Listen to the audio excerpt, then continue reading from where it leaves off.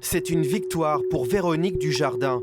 En lutte contre le géant pharmaceutique Bayer, cette poitevine vient d'obtenir la confirmation qu'un procès pourra bien avoir lieu.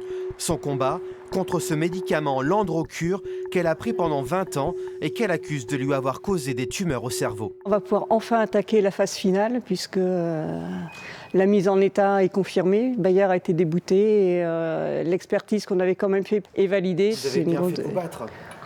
Oui, parce que là, ça fait déjà, ça fait juste 10 ans que j'ai eu les tumeurs, ça fait 5 ans que les procédures sont engagées, donc ça commence à faire long. Elle attend désormais des débats sur le fond de l'affaire.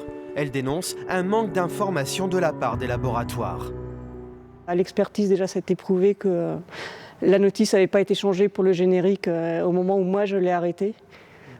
Donc déjà, ne plus dire j'avais qu'à lire la notice, puisque même si je l'avais lu, c'était pas marqué dessus. Depuis le début de son combat, Bayer et 2 autres laboratoires également poursuivis multiplient les procédures judiciaires. La stratégie des laboratoires dans ce type de procès, c'est au-delà de faire valoir leurs arguments, c'est de tenter d'épuiser la victime moralement et financièrement en multipliant les voies de recours. C'est-à-dire que dès qu'elles ont l'occasion, même si elles perdent une décision, systématiquement, elles font appel ou se pourvoient en cassation. Là, il va y avoir un procès. Alors, on n'a pas la date encore, mais il y aura un procès. Une audience en janvier déterminera la date des débats. Il pourrait se tenir dans l'année qui suit. Bayer ne commente pas, mais le procès s'annonce déjà d'ampleur.